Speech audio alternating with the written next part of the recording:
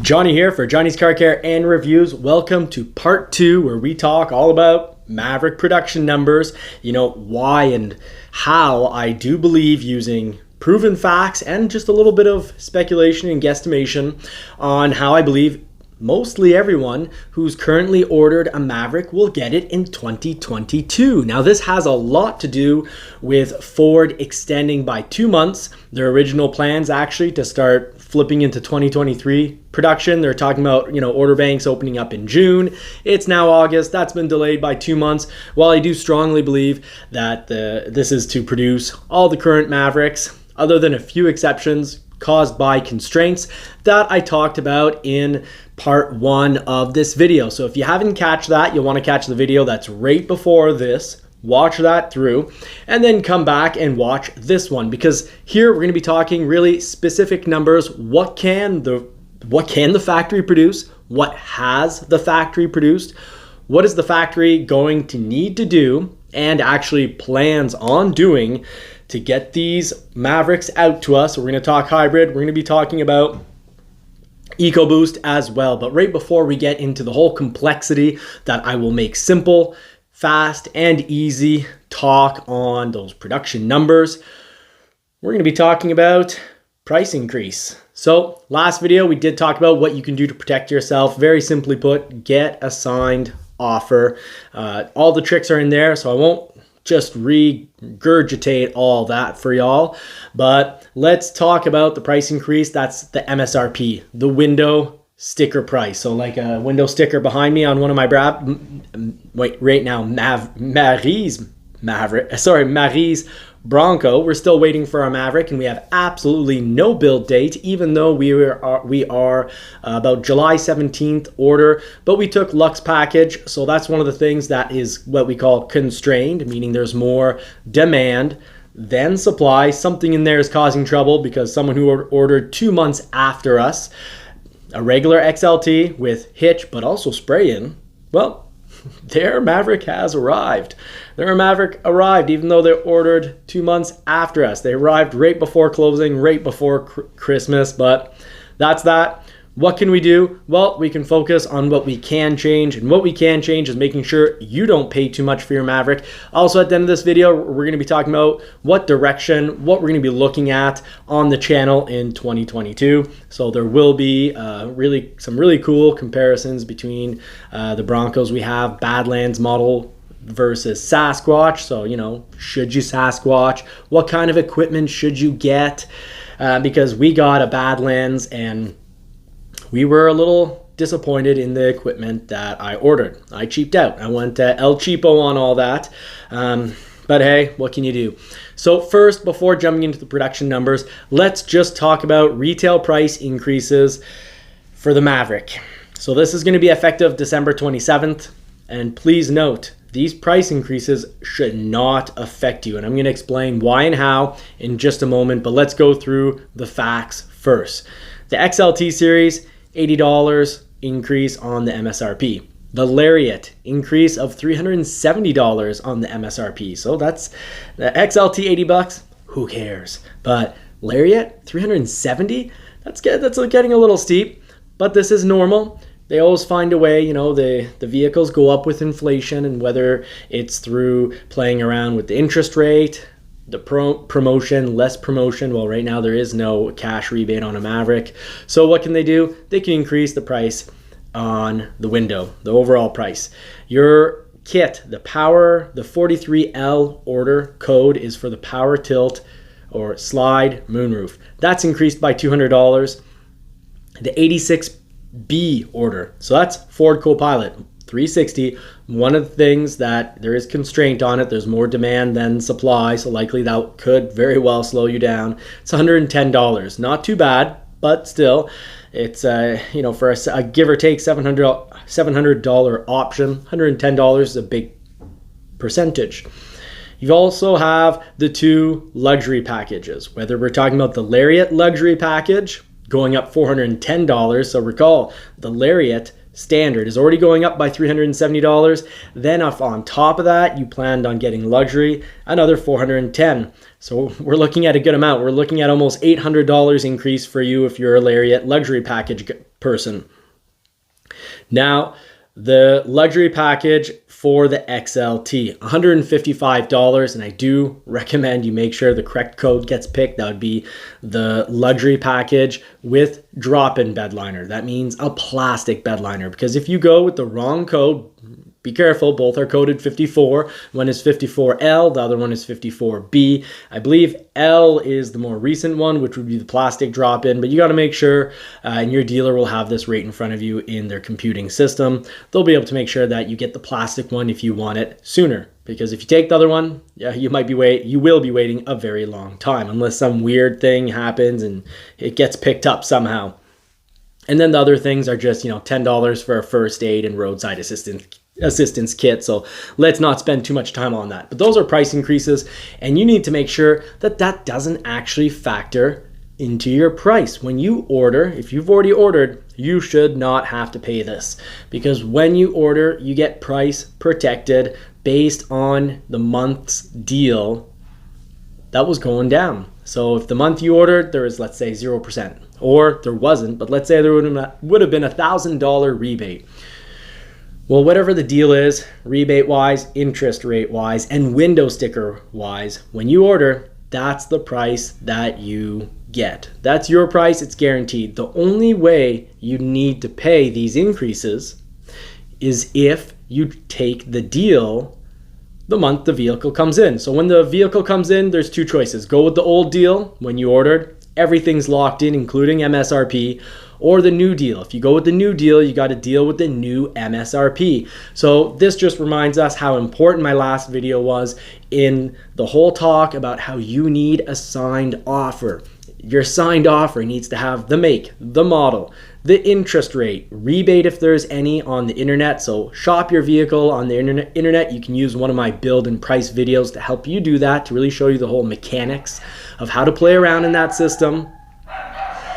And once you know what price you're supposed to pay, make sure you get that signed off by the dealer. They can absolutely print off an offer, sign it, hold on to that. That is worth a whole lot for you. So that's what you need to know. That's what you need to do. Now let's talk about those production numbers. Put the pedal to the metal and talk, numbers, guesstimates. And these are actually going to be, I'm quite certain, very good, accurate, pretty precise guesstimates. So, let's just jump right in. Okay, so we're going to do some educated guesstimates based on intel that has already been shared by Ford. So this is pretty exciting stuff. You're going to get a good idea roughly of when your Maverick's going to get built. So let's start with the facts. In March, over 50% of Maverick builds will be hybrids. That's amazing news, because previous months, most of the builds have been EcoBoost. Ford is almost up to date with builds on EcoBoost. They're not that far behind, but with hybrids, they actually are pretty far behind. And that's because for months they were building next to none. But in March, the actual numbers, the plan is that 71% of the builds at the factory will be hybrids. Very cool. So the numbers for that, 2,500 EcoBoost Mavericks built, 3,500 hybrid Mavericks built in the month of March. So we're going to use that as also part of our calculation for our educated guesstimate. So this is going to go back to actually my news in October 2021, near the end of the month. I did say that I had an internal source saying that the plan, which means the hope, was that all hybrid reservations prior to give or take mid-October, I think the cutoff date, if I recall correctly, was October 24th, were to be scheduled for the end of March. That doesn't mean built, it means scheduled. So if you get a scheduled date, end of March, that means you could be built in April or even May. So I think this is, a nice plan, and I think this is a plan that for the most part will work. However, constraints, like we just mentioned, luxury package, the spray-in bed liner, which the spray-in bed liner I do consider an accessory, because you can have your dealer do that for you. Copilot 360, unfortunately, not an accessory or a part you can add at the dealer, but there is some limitation, not too bad, but that could slow you down. Well, these constraints definitely could push you for getting a build date a little further. So, June, July, or August. And the fact that they've actually pushed production, delayed everything by 2 months, also does show that, with the new numbers, Ford is seeing that it will take them until about end of September, early October to get all of these 2022 Maverick orders built. But here's the numbers behind all of this. So I can come to this conclusion based on these numbers right here. So what do we know? There were 40,000 reservations after the first week when it was possible to actually make reservations. That by July 28th had turned into 80,000 reservations. And by the end of August, there were a total of 100,000 reservations. That's all Mavericks, hybrid and EcoBoost.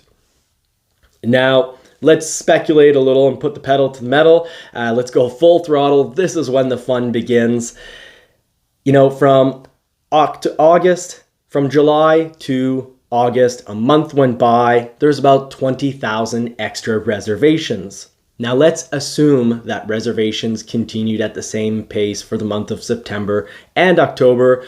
We would be looking at 140,000 reservations. Remember, Ford did confirm the previous numbers that July 28th, they had 80,000 reservations, give or take. The 23rd of August, they had 100,000 reservations. Now let's assume by the end of October, which is when most of us on this channel had ordered by, that they were at 140,000 reservations. Well, clearly and obviously, they're not going to convert all 140,000 reservations. And this is the part where I've got to guess a little because we don't know the exact conversion rate. We do know that the Bronco converted at 65%. There was a lot of excitement and hype around that vehicle, and still is.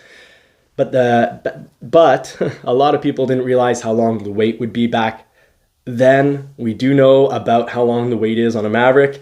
So, and I think people have sort of gotten used to it because everywhere you go, no matter what manufacturer you go to, there's good chances the model you order, you're going to be waiting anywhere from 4 months to a year. So what do we say? Let's say that 70% is the conversion rate. So we're working with a number of 100,000, and we know that there's about a 60-40 split, 60% hybrid, 40% EcoBoost. So that would give us, roughly 60,000 hybrids. So of the 140,000 reservations, we'll say 100,000 get turned into orders. That's roughly 70% conversion rate. 60,000 of them are hybrids, 40,000 of them are EcoBoost. Now, let's not drive right full speed, full throttle into a wall by forgetting that a whole bunch of Mavericks have already been produced. And the good news is we actually have the numbers for that. So let's just look right here at the numbers from recollection. Yeah, I got it right here. By the end of November, 20,389 Mavericks had been built with an average of about 6,500 Mavericks, the average between the month of October and the month of November. So October was pretty impressive. They built 6,755 units, and November 6,311 Mavericks were produced. Now let's assume that December, with the holidays and the shorter month, they build 6,000 Mavericks. Well, how many are remaining? 71,600 units would be remaining.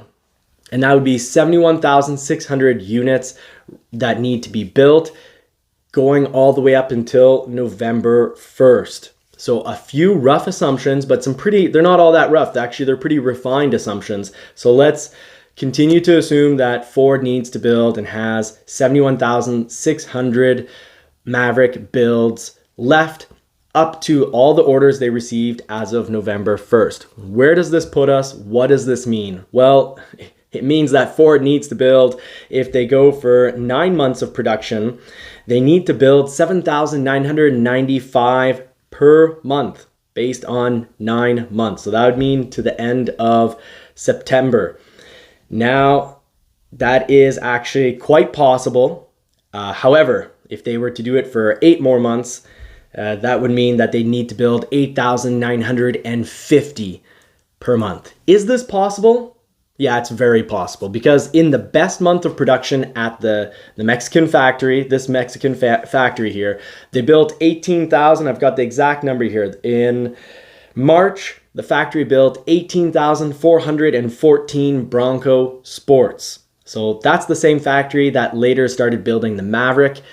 We do know that the speculated production capacity of this factory is 150,000 units per year. And while we can see that they're in line easily to do that, and actually more, in March with building 18,414 Bronco Sports. Do remember though, they do need to split the factory into building Bronco Sport and Mavericks, but do know that it is in Ford's plan to build more Mavericks than Bronco Sports in 2022. So it's very possible that they start building, roughly 8,000 Mavericks per month. It's very possible. Now they're going to have to play catch up. So in future months after March, obviously, I'm expecting to see some months of Maverick builds with 10,000 or slightly more units built. The great news is most of us who have ordered by November 1st, almost all of us, I'm going to say, well over 90% are going to get a 2022 Maverick based on my math. I'm very confident in my math because it's based on numbers that Ford gave out in press releases. That would be the July and August reservation numbers. The only speculative part and what could really throw this off is if, we convert our reservations to orders at a much higher rate than 70%. If it's 90%, which I highly doubt, because remember, people do cancel. They find out, what, I've got a 5-month wait for a vehicle? No, forget that. I'm going to cancel it. They cancel it. Then they go shop around everywhere else and find out that it's almost the same everywhere else.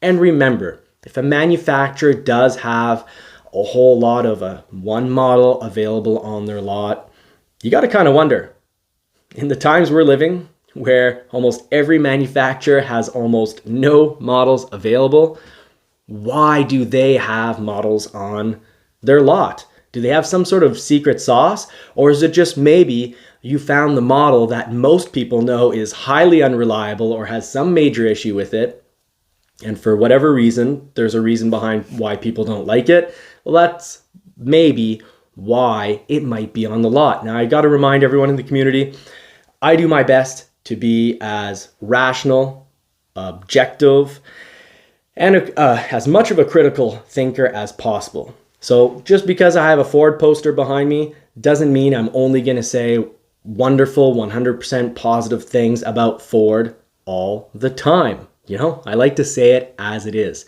And if I had a Ferrari poster behind me, that would make me a poser. So I've gotten the critique before, the comment of, what's this guy going to say? Obviously, he's going to be super positive and only say great things about Ford because he has a Ford poster behind him. Well, that's not the use of credit. That could be the case. It's not impossible, but making that deduction and assuming that is fact actually lacks critical thinking, because it would mean that scientifically posters could convert how my brain functions, and it doesn't. It's just that I currently have multiple Fords in the fleet, because right now I'm having a lot of fun with Fords. So I've got 2 Broncos, and I'll be introducing you to that Bronco very shortly, but what I can tell you is it is almost 100% perfect. There's 2 small things on it, very minor, but I didn't see, the huge checklist of things that you need to check on your Bronco. My interior is all the same color. I don't have mismatched seats. I don't have a back tailgate that wasn't completely painted, which was the case underneath my little plastic piece on my back tailgate on Bacon Bits, the blue Badlands. I did have a little bit of missing paint, but dealer will take care of that for me. And that did come to me dented on one side in one of the spots you need to check for, which I think it was a common transport issue. I can't recall if it was at the factory or transport, but anyways, they took that dent out absolutely perfectly, not visible after the fact. And I had one little chip in my front grill, which I think was maybe machinery moving around the grills. Nothing serious.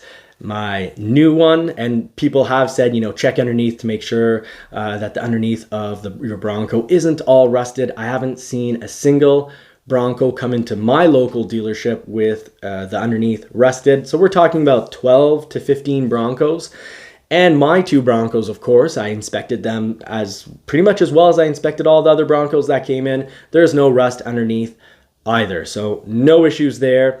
Now, of course, my Bronco does have, the new Bronco has the wave in the window because of how that window on the soft top is produced.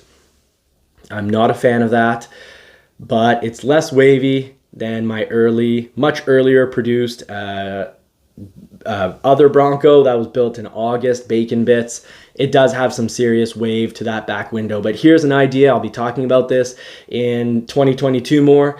I'd love if an aftermarket company or Ford themselves actually offered to sell us just a replacement window, because of course I believe it's the company B-Stop, makes a really cool soft top with a back slanted window. It looks really cool. It's kind of army style.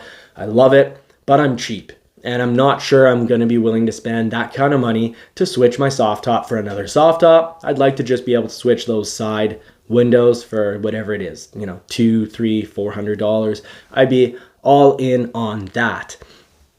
Now, quick fleet update. I also bought a 4-wheeler, a Polaris, to go off-road and show you that I'm a critical thinker. I will mention I bought that Polaris in a certain way. I knew its weaknesses, I knew its strengths. I'll introduce you to that vehicle, and that ATV, my thought process to buying it will, simply put, prove that I am a critical thinker. I saw essentially, quickly said, I saw that it had $3,000 worth of extra equipment that I absolutely wanted, more reliable machines.